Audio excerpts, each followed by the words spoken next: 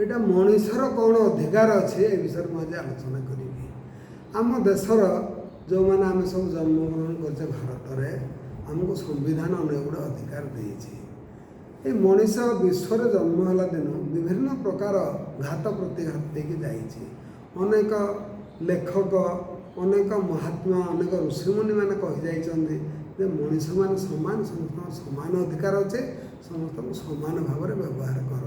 ଏଇଟା କହିବା ସତ୍ତ୍ୱେ ଏଗୁଡ଼ା ଗ୍ରନ୍ଥ ବା ଶାସ୍ତ୍ର ପୁରାଣ ମାନଙ୍କରେ ଥିଲା, କିନ୍ତୁ 1948 ମସିହାରେ ପ୍ରଥମ କରି ୟୁଏନ୍ଓ ୟୁନାଇଟେଡ୍ ନେସନ୍ସ ତରଫରୁ ଗୋଟିଏ ଖସଡ଼ା ତିଆରି କଲା, ଯାହାକୁ universal declaration of human right କୁହାଯିବ, ମାନବ ଅଧିକାର ଆଇନ।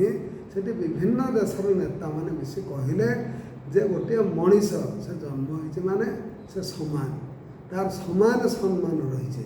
ସେ କାହାଠୁ ଜନ୍ମଗ୍ରହଣ କରିଛି, କେଉଁ ଜାତିରୁ, କେଉଁ ଏରିଆରୁ, ତା ବାପା ମା' କ'ଣ କରନ୍ତି, ଏସବୁ ଇମେଟେରିଆଲ।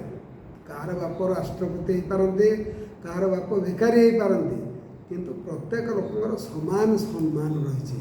ଏହିଭଳି ଭାବରେ 1948 ମସିହାରେ ଗୋଟିଏ ଆନ୍ତର୍ଜାତିକ ମାନବ ଅଧିକାର ଆଇନ ତିଆରି କଲେ ଏବଂ ଭାରତ ଭଳି ଏଇଭଳି ଅନେକ ଦେଶ ଏହାକୁ ମଧ୍ୟ ଗ୍ରହଣ କଲେ।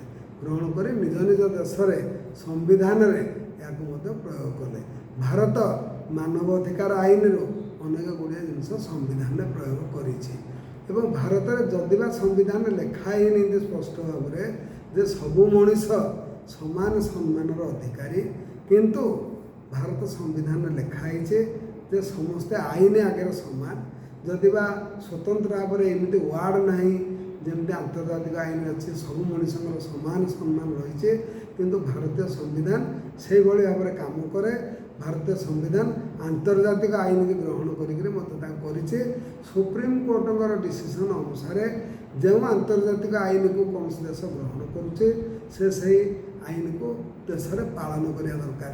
ଏ ଦୃଷ୍ଟିରୁ ଭାରତ ସରକାର ସବୁ ମଣିଷ ସମାନ ସମ୍ମାନର ଅଧିକାରୀ, ସମସ୍ତଙ୍କର ସମାନ କାମ କରିବାର ଅଛି, ସମସ୍ତେ ଦେଶ ସାରା ବୁଲିପାରିବେ, ଯିଏ ଯାହାକୁ ବାହା ହେଇପାରିବ, ଏଥିରେ ପ୍ରତିବନ୍ଧକ ରହିବା କଥା ନୁହେଁ। ଏଇଟା ରାଜି ହେଇଥିଲେ ମଧ୍ୟ ଆମ ଦେଶରେ ବିଭିନ୍ନ ଧର୍ମ ଏବଂ ସମ୍ପ୍ରଦାୟମାନେ ଏଥିରେ ଏଇଟା କରେଇ ଦେଉନାହାନ୍ତି। ସରକାର ଏହାର ପ୍ରତିବନ୍ଧକ ମଧ୍ୟ ବେଳେବେଳେ ଭୋଟ ଦୃଷ୍ଟିରୁ ମାନି ଯାଉଛି। ଧରନ୍ତୁ ମୁଁ ଗୋଟିଏ ଉଦାହରଣ ଦେବି ଯେ ଆମର ଗୋଟିଏ ବିବାହ ଆଇନ ରହିଛି, ଯେଉଁଟାକୁ ସିଭିଲ୍ ମ୍ୟାରେଜ୍ ଲ 1954 କୁହାଯାଏ। ଏଥିରେ ଯେକୌଣସି ଭାରତୀୟ ଆଉ ଜଣେ ଭାରତୀୟକୁ ବାହା ହେଇପାରିବ। ଆମର ସେମିତି ଫରେନ୍ ମ୍ୟାରେଜ୍ ଆଇନ ଅଛି, ଆମ ଦେଶ ଲୋକ ଫରେନରକୁ ବାହା ହେଇପାରିବ। ଏହା ଥିବା ସତ୍ତ୍ୱେ ପୁଣି ହିନ୍ଦୁ ମ୍ୟାରେଜ୍ ଆଇନ କାହିଁକି ତିଆରି କଲ? ଯଦି ତିଆରି କଲ, ଏଇଟା ଭଲ କଲ ନାହିଁ। ଗୋଟେ ୟୁନିଫର୍ମେସନ୍ ହେଇ ଆସିଲା ବେଳେ ତାକୁ ପୁଣି କାଟିକି ତୁମେ କଲ। ତେଣୁ ଆମ ଦେଶର ପ୍ରତ୍ୟେକ ଲୋକଙ୍କର ସମାନ ସମ୍ମାନ ରହିବା ଦରକାର। ଯଦି ସମାନ ସମ୍ମାନ ରହିବେ, ତାହେଲେ ଏଠି ଦେଖିବା କଥା ସବୁ ଲୋକଙ୍କ ତ ସମାନ ଧନ ସମ୍ପତ୍ତି ନାହିଁ, ସମାନ ସମ୍ମାନ କିପରି ରହିବ? ଏଠାରେ ମନେ ରଖିବା କଥା ଯେ ଭାରତର ଯେକୌଣସି ନାଗରିକ, ସେ ଭିକ୍ଷାର୍ଥୀ ହୁଅନ୍ତୁ ବା ରାଷ୍ଟ୍ରପତି ହୁଅନ୍ତୁ ବା ପ୍ରଧାନମନ୍ତ୍ରୀ ହୁଅନ୍ତୁ, ଭାରତ ସମ୍ପତ୍ତିରେ ସମସ୍ତଙ୍କର ସମାନ ଅଧିକାର। ଭିକାରୀର ଯେତିକି ଅଧିକାର, ରାଷ୍ଟ୍ରପତିଙ୍କର ସେତିକି ସମ୍ପତ୍ତିର ଅଧିକାର। ରାଷ୍ଟ୍ରପତି 100 ଗୁଣ ବା 1000 ଗୁଣ ପାଆନ୍ତିନି। ଯଦି ସମାନ ଅଧିକାର, ଚଳଣିଟା ସମାନ ହେଉଛି କି? ସେମାନେ କିପରି ଚଳଣିରେ ରହିକରି ଖର୍ଚ୍ଚ କରୁଛନ୍ତି ଆପଣ ତ ଦେଖୁଥିବେ। ଯଦି ସମସ୍ତଙ୍କର ସମାନ ଅଧିକାର, ସେମାନେ ତ ରାଜମହଲରେ ରହିକରି ଆନନ୍ଦରେ କୋଟି କୋଟି ଟଙ୍କା ଉଡ଼େଇଲା ବେଳେ ଏଠି ଭିକାରୀଟି ଖାଇବାକୁ ପାଉନି।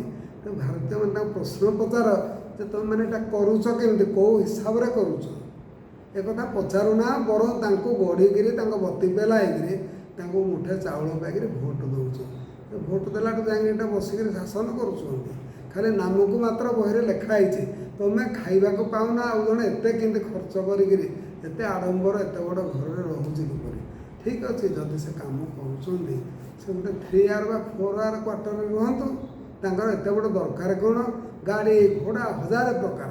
ଅନ୍ୟ ଦେଶରେ ସୁଇଜରଲ୍ୟାଣ୍ଡ କେତେକ ଦେଶରେ ତାଙ୍କ ରାଷ୍ଟ୍ରପତିମାନେ ସାଧାରଣ ଘରେ ରହୁଛନ୍ତି। ସେମାନେ ବସ୍ରେ ଯିବା ଆସିବା କରନ୍ତି, ସେମାନେ ସାଇକେଲରେ ବି ଯା ଆସ କରୁଛନ୍ତି। ଆମର ଏଠି ଏକଥା ପ୍ରଶ୍ନ ଉଠୁନି। ଆମର ଗଲାବେଳେ ସେ ଏକୁଟିଆ ଯିବ କ'ଣ, ତା ଆଗ ପଛ 4-5 ଗାଡ଼ି ପଁ ପଁ କରିକିରି ଏମିତି ହେଉଛି। ଲୋକ ସେଠି ଆଉ ଯାଇପାରୁନାହାନ୍ତି। ସେଠି ଗର୍ଭିଣୀ ସ୍ତ୍ରୀ ଲୋକମାନେ ଆମ୍ବୁଲାନ୍ସରେ ୱେଟ୍ କରିକିରି ସେଇ ଆମ୍ବୁଲାନ୍ସରେ କେତେ ଥର ଜନ୍ମ କରି ପକାଇଛନ୍ତି। ଇଏ ହେଉଛି ଆମ ଦେଶ ନେତାମାନଙ୍କର କାମ। ସେ କେବେ ପଚାରି ନାହାନ୍ତି ଟ୍ରାଫିକ୍ ଯେ ତୁମେ ଏଇଟା ବନ୍ଦ କଲ କାହିଁକି। ଏକଥା ନ କହିକିରି ସେ ମୋର ଗ୍ଲାଡ଼ ହେଇକିରି କୁତୁ କୁତୁ ହେଇକିରି ଯାଇକି ଦେଖୁଛୁ ଦେଖ ଆମେ କେମିତିଆ ଲୋକ। এইଭଳି ନେତା ଯେଉଁ ଦେଶର ଲୋକ ସେଠି ସାଧାରଣ ଜନତା କାହୁଁ ତିଷ୍ଠି ପାରିବେ। ବରଗଛ ସାମ୍ନାରେ ସାଧାରଣ କ୍ଷୁଦ୍ର ଦୁବ ଗଛଟେ କାହୁଁ ବଞ୍ଚିବ। ଆଇନ କରାଗଲା ସମସ୍ତେ ସମାନ, ସମସ୍ତଙ୍କ ସମାନ ସମ୍ମାନ ରହିଛି, ଆଇନରେ ରହିଛି, କିନ୍ତୁ ଉପଭୋଗ କଲାବେଳକୁ ଅଲଗା। ଉପଭୋଗ କରିପାରୁନାହାନ୍ତି। ଗରିବମାନଙ୍କୁ ଚାକିରି ଦିଆଯାଇ ପାରୁନାହିଁ।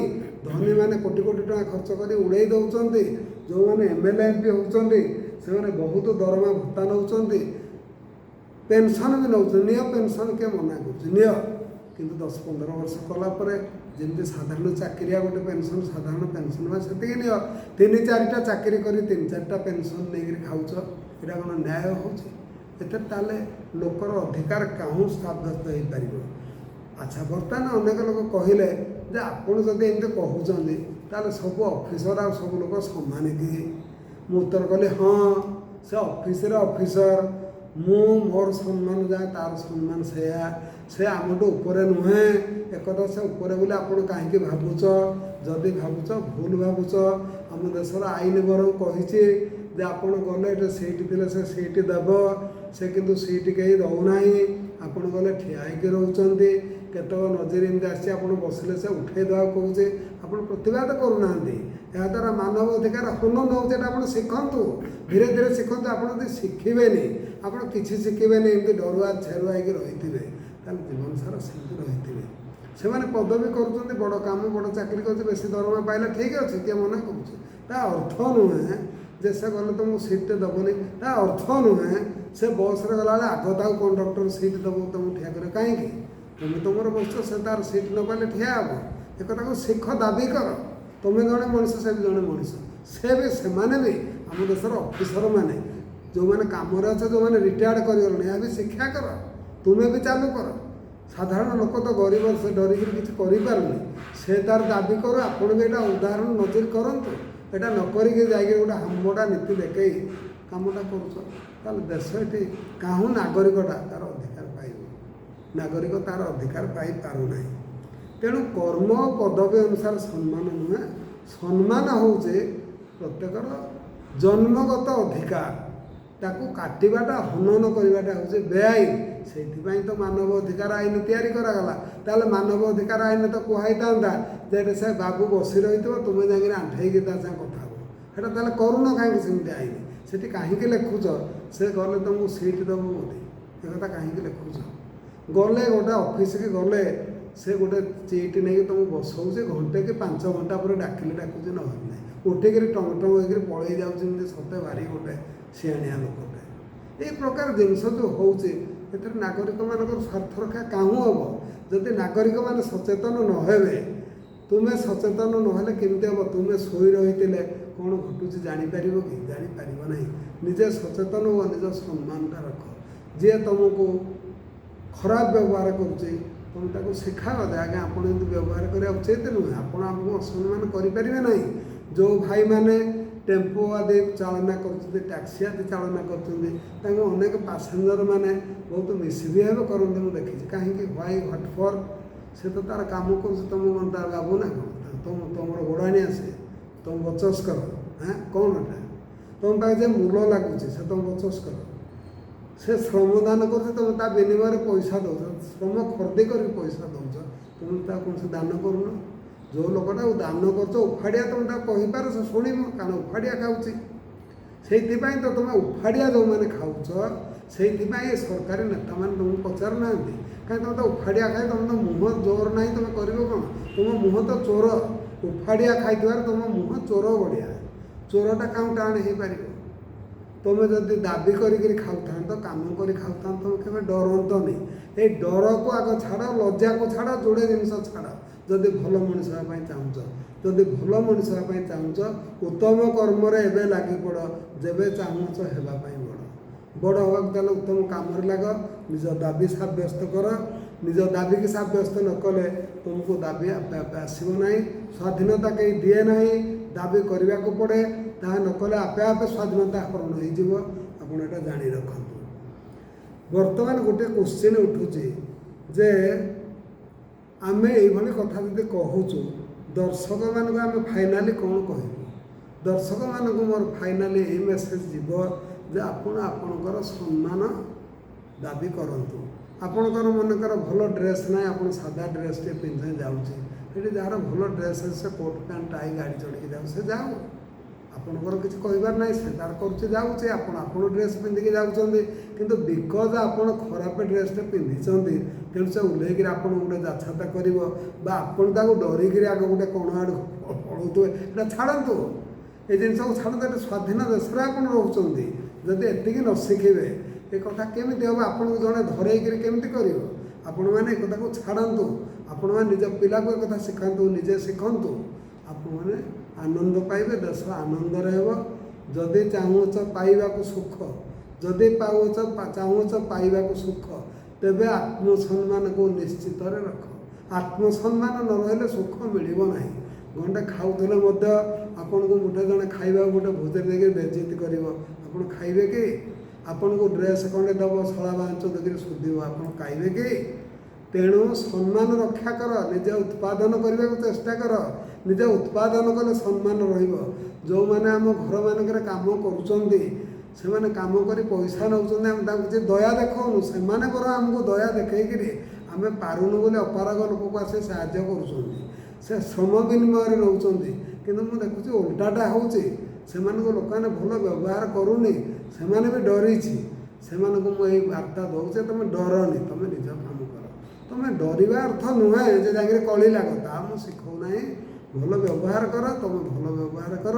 ଯଦି ତୁମମାନଙ୍କୁ କେବେ ଖରାପ ବ୍ୟବହାର କାହାକୁ କରୁଛେ ତାକୁ ଭଲ ଭାବରେ ସୂଚାଇ ଦିଅ ଯେ ଆଜ୍ଞା ଆପଣ ଖରାପ ବ୍ୟବହାର କାହିଁ କରୁଛନ୍ତି, ମୋତେ ଖରାପ ବ୍ୟବହାର କରିବାର କାରଣ କ'ଣ, ମୁଁ ଆପଣଙ୍କଠୁ କ'ଣ ଖାଇଯାଉଛି, କ'ଣ କରୁଛି, ମୁଁ ତ ଶ୍ରମ ଦେଇକରି ମୋ କାମ କରୁଛି ନେଉଛି, ଏକଥା କହିଲେ ସେ ନିଶ୍ଚୟ ଅଟକିବ।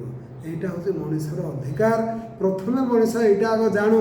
ଯଦି ମଣିଷ ଏଇ ଅଧିକାରକୁ ନିଜେ ଜାଣିପାରୁନାହିଁ ତାହେଲେ ସେ କ'ଣ କରିବ? ମଣିଷ ଅଧିକାର ଜାଣିଲେ ସବୁ ଠିକ୍ ହେବ। ସେ କାହାରିକି ଖାତିର କରିବ ନାହିଁ। ଅନ୍ୟ ଦେଶରେ ରାଷ୍ଟ୍ରପତି ଯାଉଛି, ସେଇ ବସ୍ରେ ତ ଯାଉଛି ସମସ୍ତଙ୍କ ସାଙ୍ଗେ ମିଶିକିରି। ଗୋଟିଏ ଦେଶରେ ରାଷ୍ଟ୍ରପତିକୁ ତାଙ୍କ ମିସେସ୍ ଚାକିରି କରନ୍ତି ବୋଲି ସେଦିନ ଅଡ଼ୁଆ ପଡ଼େ ବୋଲି ତାଙ୍କୁ ଅଧ ଦିନ ପାଇଁ ଗୋଟେ ସର୍ଭେଣ୍ଟ ସପ୍ଲାଇ ହୁଏ, ଅନ୍ୟ ଦିନ ସପ୍ଲାଇ ହୁଏ ନାହିଁ। ଏଇଟା ତ ଆମ ଦେଶର ଲୋକ ଶିଖିବା କଥା। ଆମ ଦେଶରେ କେତେ ଅପଚୟ ହେଉଛି, ଜଣେ ଲୋକ ଯିବେ ତାପରେ 15ଟା ଗାଡ଼ି ଚାଲିଛି। ସେମାନେ ସେ ନେତାମାନେ କହୁନାହାନ୍ତି କାହିଁକି? ନା ସେମାନେ ଲୋକସେବକ ନୁହନ୍ତି, ସେମାନେ ଲୋକ ଶୋଷକ, ଲୋକନାଶକ। ଇଆଡ଼େ କହୁଛି ଲୋକପ୍ରିୟ ନେତା, କି ଲୋକପ୍ରିୟ ନୁହଁ, ସେମାନେ ଲୋକକ୍ଷୟ, ଲୋକନାଶକ, ଲୋକ ଶୋଷକ। ଲୋକପ୍ରିୟଟା ଏମିତି କରିବ ଯେ ଲୋକ ଖାଇବାକୁ ପାଉନାହାନ୍ତି ଏଠି ଯାଇକରି ଏହା କରିବ? ଲୋକପ୍ରିୟ ଲୋକଟା ଟ୍ରାଫିକରେ ବନ୍ଦ ହେଇକରି ସେଠି ଗର୍ଭିଣୀ ଲୋକ ଏବଂ ହାର୍ଟ ପେସେଣ୍ଟ ଯାଉଛି ତା ଗାଡ଼ିକି ଘଣ୍ଟା ଘଣ୍ଟା ବନ୍ଦ କରିବ? ଲୋକପ୍ରିୟ ଲୋକଟା ସଭା କରିବ, ରାସ୍ତା ଜାମ୍ କରିବ ଯେ 4 ଘଣ୍ଟା 5 ଘଣ୍ଟା ଲେଖେ ଗାଡ଼ି ଯାଇପାରିବ, ଏହା କରିବ? ଇଏ କିଏ ଲୋକପ୍ରିୟ? ଯେଉଁମାନେ ତାଙ୍କୁ ଲୋକପ୍ରିୟ ବୋଲି କହୁଛନ୍ତି ଲଜ୍ଜିତ ହୁଅ। ସେମାନେ ଲୋକପ୍ରିୟ ଲୋକ? ଏତିକି ଗତି ପେଲା, ଏତିକି ଗୋଡ଼ାଣିଆ, ଏତିକି ପାଦଚଟା, ଏତିକି ଚାଟୁକାର ହେଇଯାଉଛ ମଣିଷ ହେଇକିରି। ମଣିଷ ଜନ୍ମ ପାଇକିରି ଏତିକି ଚାଟୁକାର କାହିଁକି ହେଉଛ? ନିଜ ସମ୍ମାନ ରଖ। ସେ ଯିଏ ତାର ଭଲ ଚାକିରି କରିଛି, ବଡ଼ ଡ୍ରେସ୍ ପିନ୍ଧୁ, ବଡ଼ ଗାଡ଼ି ଚଢ଼ୁ, ମନା ନାହିଁ। ନିଜର ସ୍ୱାର୍ଥକୁ, ନିଜର ସମ୍ମାନକୁ, ଆତ୍ମସମ୍ମାନକୁ ଦାବି କର। ଆତ୍ମସମ୍ମାନକୁ ଦାବି କର, ତାହା ତୁମକୁ କେହି ମାଗଣାରେ ଦେବ ନାହିଁ। ଦାବି ନ କଲେ ବହୁତ ଅପମାନିତ ହେବ, ହଇରାଣ ହେବ ଏବଂ ଇଏ ରହିବ। ଲାଷ୍ଟରେ ମୁଁ ଆପଣମାନଙ୍କୁ ଅନୁରୋଧ କରିବି ଗୋଟିଏ କଥା, ଯେ କୌଣସି ହାଲତରେ ଲଜ୍ଜା କରନ୍ତୁ ନାହିଁ, ନିଜର ନ୍ୟାଯ୍ୟ ଦାବିରୁ ଓହରନ୍ତୁ ନାହିଁ। ଧନ୍ୟବାଦ। ଯଦି ଆପଣମାନଙ୍କର ନିହାତି କିଛି ଜାଣିବା ଦରକାର ଥାଏ, ମୋ ଫୋନ୍ ନମ୍ବର 9437283326, ଏହାକୁ ମୋତେ ରାତି 10:30 ପରେ କଣ୍ଟାକ୍ଟ କରିବେ। ଆଗରୁ କଣ୍ଟାକ୍ଟ କଲେ ମୁଁ ଧରିପାରିବି ନାହିଁ। ଆପଣଙ୍କର କିଛି ଅସୁବିଧା ହେଲେ, ଯଦି ମୋ ଦ୍ୱାରା କିଛି ସୁବିଧା ହୁଏ ମୁଁ ଆପଣଙ୍କୁ ଆଇନ ବତେଇଦେବି। କିନ୍ତୁ ମୋର ଅନ୍ୟାନ୍ୟ କାମ ହେତୁ ମୁଁ ଯାଇକରି ଆପଣଙ୍କ ପାଇଁ କୋର୍ଟ କଚେରୀରେ ଲଢ଼ିପାରିବି ନାହିଁ। ଅବଶ୍ୟ ମୁଁ ଆଇନ ଉପଦେଶଟା ଆପଣଙ୍କୁ ମାଗଣାରେ କହିଦେବି। ଧନ୍ୟବାଦ, ନମସ୍କାର।